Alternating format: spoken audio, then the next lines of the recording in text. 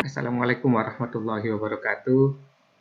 Berjumpa kembali dengan saya, Pak Ferdi. Baik anak-anak, untuk materi yang ketiga ini, Pak Ferdi akan menyampaikan materi tentang disiplin berlalu lintas. Harapannya kalian dengan mengikuti materi ini, kalian lebih berdisiplin dalam berlalu lintas. Ya, jadi langsung saja, Pak Ferdi punya video. Kita nyanyi dulu sebelum masuk ke materi hari ini.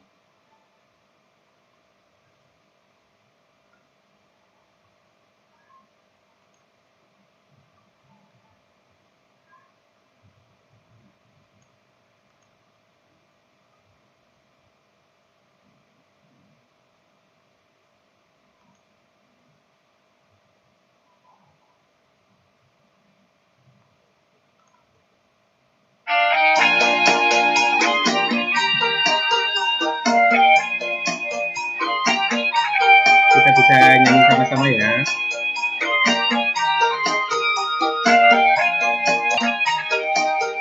Hari ini hari pertamaku, hari pertama ke sekolah. Senangku diantar ayah ibu, pergi berangkat ke sekolah. Senangnya hatiku bertemu teman baru, guru baru tentulah ramah. Ayo ke sekolah, oh ke sekolah. Hari ini hari bahagiaku, belajar online dari rumah. Meskipun terpisah ruang dan waktu, kita tetap jumpa menyapa. Senangnya hatiku dibantu ayah ibu, guru baru tentulah ramah. Ayo belajar bersama, ayo online bersama.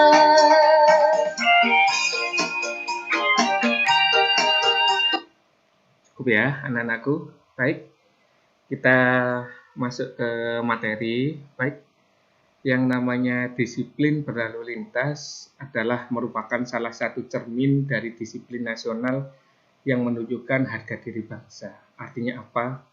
Kalau kalian berdisiplin dalam berlalu lintas, kalian menjaga yang namanya harga diri bangsa ini. Banyak sekali yang namanya kejadian di jalan raya, entah itu kecelakaan, mulai dari kecelakaan sepeda motor, mobil, dan lain sebagainya. Nah, di sini disiplin berlalu lintas ini tercantum dalam yang namanya Undang-Undang Nomor 22 Tahun 2009 tentang lalu lintas dan angkutan jalan, yaitu terwujudnya etika berlalu lintas dan budaya bangsa melalui upaya pembinaan. Nah, materi ini adalah salah satu upaya pembinaan supaya kalian nantinya setelah menerima materi ini tidak lagi yang namanya tidak berdisiplin berlalu lintas. Nah, yang kedua yaitu bimbingan dan pendidikan lalu lintas dengan tujuan membangun disiplin berlalu lintas dalam kehidupan sehari-hari. Jadi kalau bisa, kalau kalian memang belum yang namanya memenuhi syarat untuk yang namanya mengendarai kendaraan bermotor, ya mulai saat ini nanti jangan yang namanya menggunakan sepeda motor. Atau mungkin kalau di antara kalian yang sudah yang namanya umurnya lebih dari 17 tahun atau 18 tahun, tapi belum memiliki persyaratan yang lengkap, misalnya SIM, tidak berhelm, ya jangan menggunakan sepeda motor, gitu ya. Nah, selanjutnya kecelakaan lalu lintas ini lebih didominasi oleh pengendara sepeda motor. Nah, jadi kalau kita lihat, ini ada data, yang namanya kecelakaan itu kebanyakan digunakan istilahnya dilakukan oleh yang namanya pengendara sepeda motor. Ini mencapai 60%. Wah, berarti separuh lebih. Anggap kalau misalnya ada kecelakaan yang terjadi di suatu daerah 1000, itu 500 atau 600-nya itu adalah dari pengendara sepeda motor. Nah, rata-rata mereka melakukan pelanggaran terlebih dahulu sebagai awal dari penyebab terjadinya kecelakaan karena interaksi yang terjadi saat berlalu lintas sangat bergantung dari perilaku manusia sebagai pengguna jalan. Nah, artinya apa? Jadi kalau kalian di sini adalah pengguna sepeda motor, ini hati-hati di jalan. Karena kenapa? Karena pengguna motor ini merupakan 60% atau 60%, 0,6 ya, yang paling banyak. Nah, selanjutnya, ini Pak Ferdi Cuplik dari Perkap nomor 9 tahun 2012 tentang yang namanya izin mengemudi. Jadi untuk memperoleh izin mengemudi untuk kendaraan kita cukup khusus di roda 2 ya. Ini memiliki KTP, kartu tanda penduduk. Nah, jadi kalau kalian belum memiliki KTP tentunya tidak dapat memperoleh SIM. Kalau apa SIM itu sih? SIM adalah surat izin mengemudi. Berarti kalau kalian belum mendapatkan izin mengemudi, ya berarti tidak boleh mengendarai sepeda motor. Yang kedua adalah cukup umur, 17 tahun. Yang ketiga adalah sehat jasmani dan rohani. Yang ketiga adalah tahu atau mengerti akan tata tertib peraturan lalu lintas. Jadi ada yang namanya rambu-rambu lalu lintas, ya. Nah, ini harus tahu. Yang terakhir adalah cakap mengendarai kendaraan jenis SIM C. Jangan sampai yang namanya ingin mengurus SIM C atau ingin mengendarai sepeda motor ternyata malah belum bisa naik motor. Nah, nanti membahayakan pengguna jalan yang lainnya. Nah, teknik pengendara yang baik yang benar itu bagaimana, anak-anakku? Jadi, yang pertama adalah melihat, gitu ya. Jadi misalnya kalau kalian mengendarai sepeda motor dengan ayah atau ibu, karena kalian tidak boleh mengendarai motor sendirian karena belum memenuhi syarat, gitu ya. Ya dilihat, gitu ya. Bapak ibunya dikasih tahu bahwa melihat dulu, misalnya mau menyeberang, gitu ya, dilihat dulu. Diidentifikasi, dilihat. Misalnya kalau kalian menyeberang dari arah utara, dilihat dari arah timur, dari arah barat, apakah ada kendaraan yang lewat. Kalau ada, kencang atau tidak, ini dilihat dulu, diidentifikasi ya. Yang ketiga adalah memperkirakan, kira-kira kalau saya misalnya nyebrang dengan kondisi kecepatan dari arah timur ke barat ini, kendaraan terlalu cepat atau lambat. Nah, ini diperkirakan. Yang keempat adalah mengambil keputusan. Nah, kira-kira kalau ini berjalannya masih terlalu jauh, masih lama, dan seterusnya, ambil keputusan. Berarti kalau begitu, saya bisa nyebrang. Setelah itu, dilaksanakan. Ya. Selanjutnya, mengenal rambu-rambu dan isyarat lalu lintas. Ya. Nah, tentunya kalian sudah tahu yang namanya alat pemberi syarat ini ada 3. Ada merah, ada kuning, ada hijau. Ada yang merah dan kuning saja. Ya. Nah, kalau merah tentunya kalian tahu apa itu, yaitu kita berhenti. Kuning, kita pelan-pelan dan hati-hati. Dan hijau, kita boleh jalan. Terus yang kedua ada marka jalan.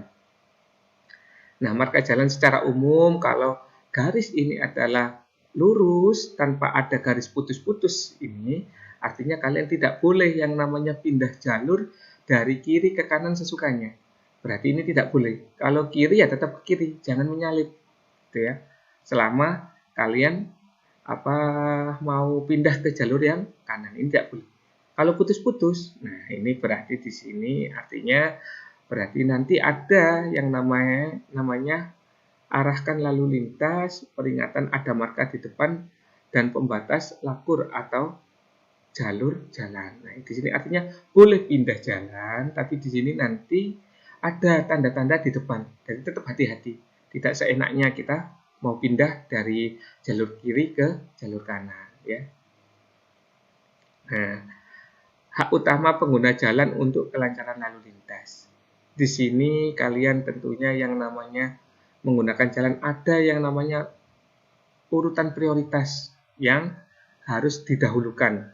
Yang pertama misalnya di sini ada kendaraan pemadam kebakaran yang sedang melaksanakan tugas. Ini harus diprioritaskan.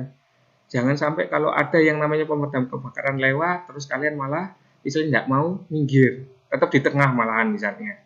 Ambulan dan seterusnya. Ini harus diperhatikan. Nah, nanti di slide bisa dibaca lebih lanjut.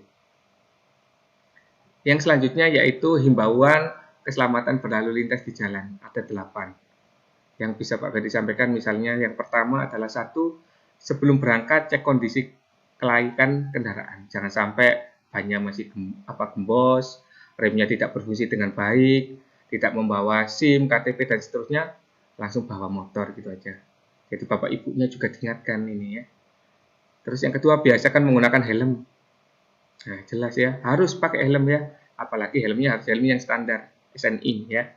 Yang ketiga, hindari penggunaan HP saat berkendara. Kebanyakan kecelakaan terjadi ini ketika orang lalai karena menggunakan HP di jalan raya. Yang keempat adalah saat mengemudi, jangan sedang dalam menggunakan alkohol atau obat terlarang. Nah, jangan sampai ya. Ini di materi yang sebelumnya. Tidak boleh menggunakan yang namanya narkoba, gitu ya.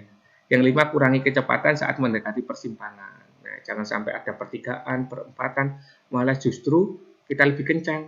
Nah, ini. 6 adalah patuhi dan disiplin terhadap ketentuan tata cara berlalu lintas saat memasuki jalan utama.